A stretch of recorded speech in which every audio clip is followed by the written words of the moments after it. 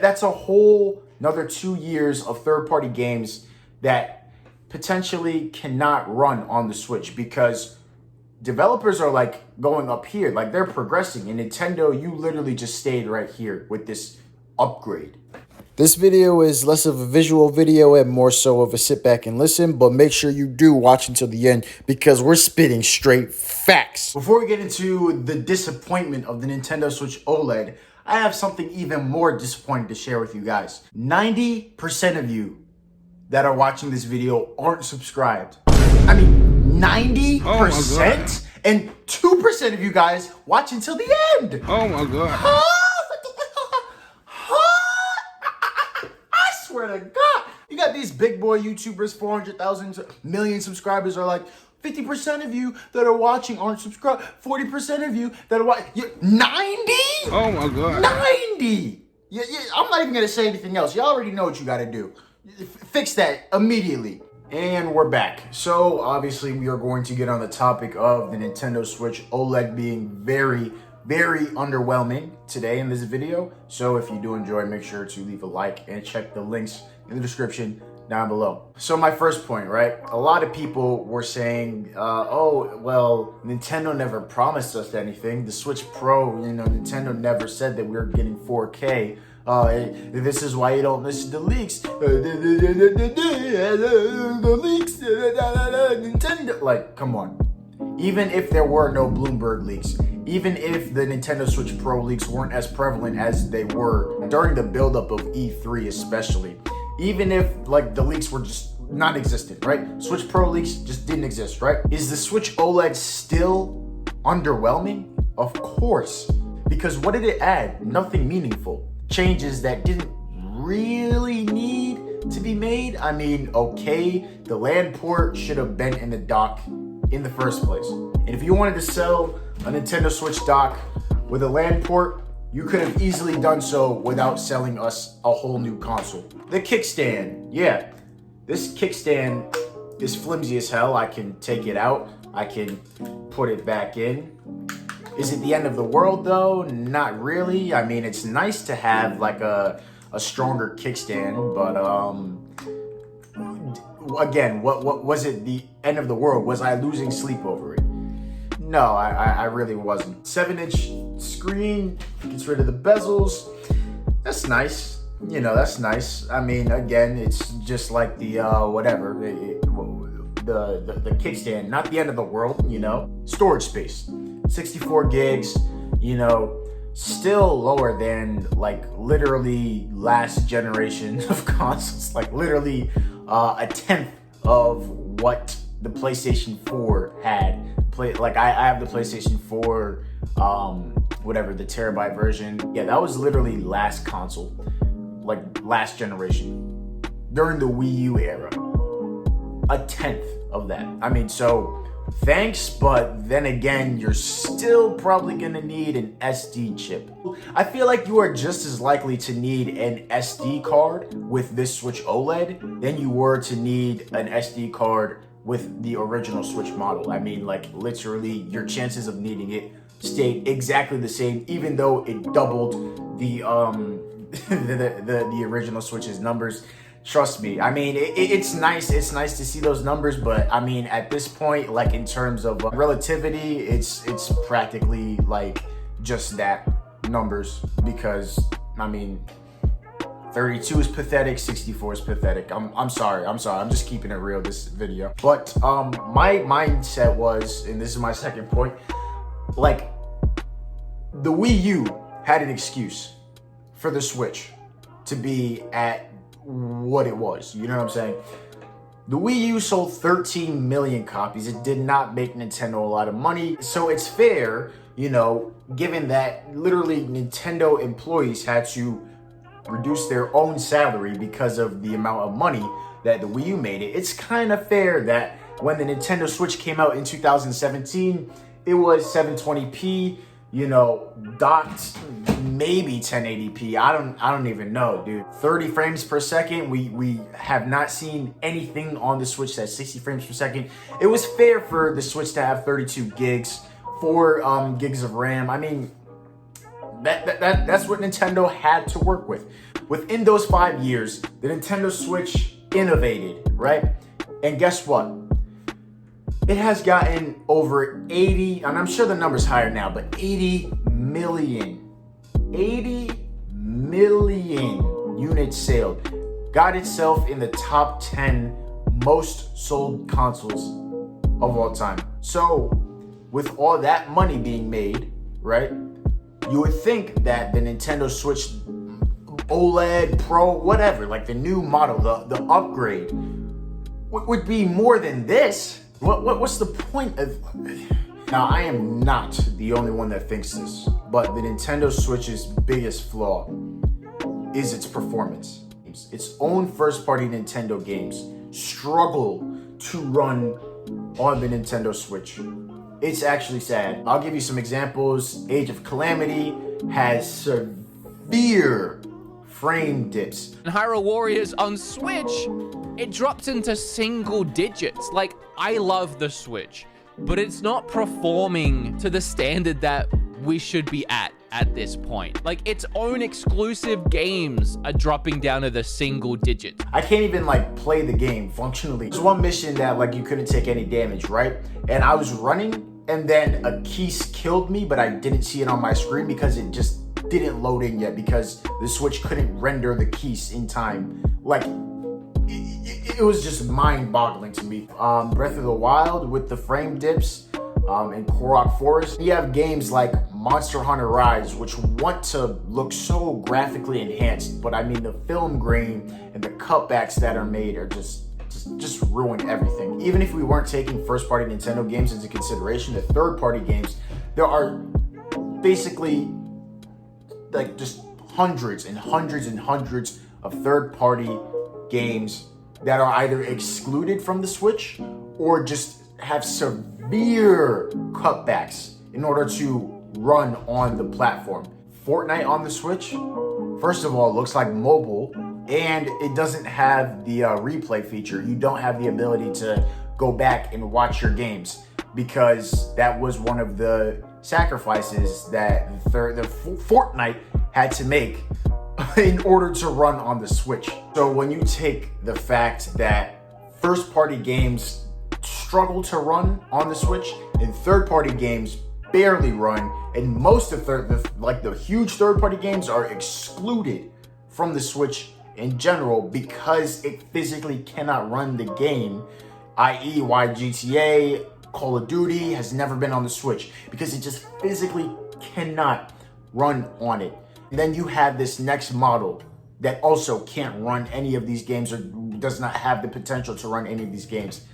That's also a reason to get disappointed because at this point, how are you going to expand your player base? How are you going to expand your player base by giving me the same console? Like I said in the beginning of the video, dude, and everybody knows this, the OLED model version, whatever, it does nothing relevant to change the Switch. Something relevant, for instance, would be consistent frame rates, maybe a higher output resolution, consistent output resolution, even like a party chat, like a proper online infrastructure, you know, like a party chat sort of thing. But I mean, like, it gives us a wider kickstand, twice the storage, which is still a tenth of any other console, you know? Like, who are you trying to impress with this? Did you really think, Nintendo, that this Nintendo Switch OLED would continue the life cycle of the Switch in general? And the changes that are there just completely pander to maybe less than half of the demographic of players. I don't know. Like, it doesn't matter if it's more than half, less than half, whatever, 70, 80% even. This is a hybrid console. You could take it on the go, or you could plug it into the dock, thank you, and play it on your television. Me, personally, just personally, I played about thousands of hours on the Nintendo Switch. I've had my Nintendo Switch since March of 2017, okay? I've spent thousands of hours playing on the Nintendo Switch. Maybe 10 out of those thousands of hours, maybe 10, again, being complete, like, just being so generous, This is like out of the kindness of my heart. 10 of those hours were spent playing in handheld mode. I like my games on like the dock, you know. And if I'm going away, I'm going to bring this entire kit. I'm bringing this entire kit so I can bring my entire console and play it docked wherever I'm going, right? The only time I played it in handheld mode was when I was going away for like a short period of time, like a short trip. And like maybe going out of the state for like 3 days. And I mean that for me at least, my lifestyle, that just doesn't happen very often. Okay, that's just me personally. But that's just you personally. I'm done. Let's not pretend that there is a multitude of players that predominantly play on the docked mainly, right? Given that fact, right? That there are just like maybe 20%, I don't know, 30, it doesn't really matter. There's a handful of players that prefer to play mainly docked, right? What does this new Switch OLED have to offer for them? Or for us, I should say. What does it offer? Nothing. Exactly. Thank you. I feel like for someone who doesn't already have a Switch, it's just like buying a Switch. You know, it's not called the Switch Pro, the Switch or whatever. It like literally, if I feel like if I never had a Switch, there's like the differences are just so irrelevant. They're just so obscure that it would probably feel like buying a normal Switch, because like think about it. Hey, I have the new Switch OLED. This one has an Ethernet port. Oh yeah, mine has a kickstand in the back, and then yeah, the bezels they're not there. Who the fuck, like, no one cares. I criticized the PS5 for not doing it, and the Xbox Series X as an Xbox owner, Xbox One owner, as a PS4 owner. Those new consoles gave us no reason to buy them, honestly. I mean, what? Faster loading times, better graphics, and more storage. You might as well get a PC, which is exactly what I did. But I mean, the OLED to the Switch does even less, dude. People are saying that there will be a Switch Pro in 2023. Okay, dude. Or that the OLED is like a byproduct of the result of a chip shortage. Oh, if that were true, which it might be true, but if that was the case, why the fuck would you release it? What did the Nintendo president say?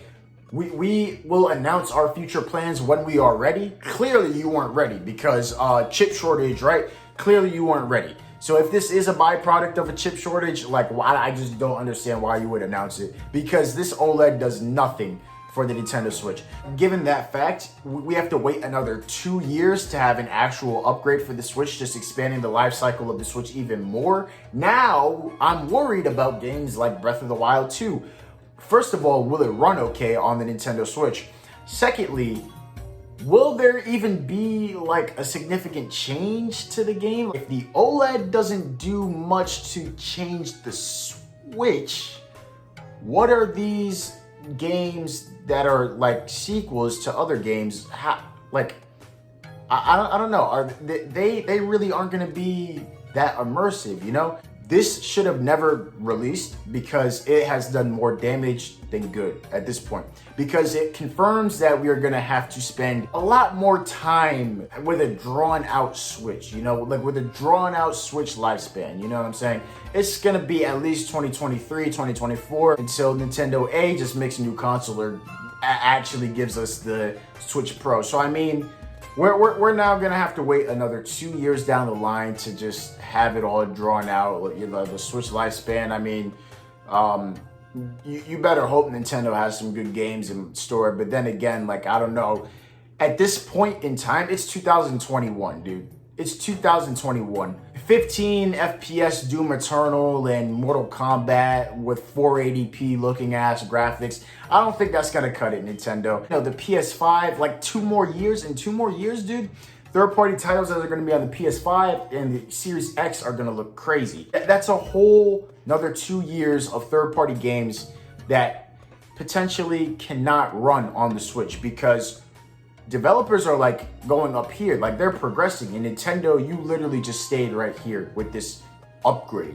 You like, do you not understand that games are becoming bigger, more immersive, like, and probably they are going to require more space. They are probably going to require more processing power. So how dare you, Nintendo, come out with a console, an upgrade that doesn't upgrade, that doesn't have any meaningful change, that doesn't add any meaningful change to the family of the Nintendo Switch. How dare you? That is so disrespectful. So that's number one. Number two, someone that has that doesn't have a Nintendo Switch, what is the incentive for them to buy this? My PlayStation friends, not that, you know, they represent the majority, but I mean, there are so many people that are waiting for the Switch to, I mean, at least like fix its biggest flaw, which is its processing power, dude.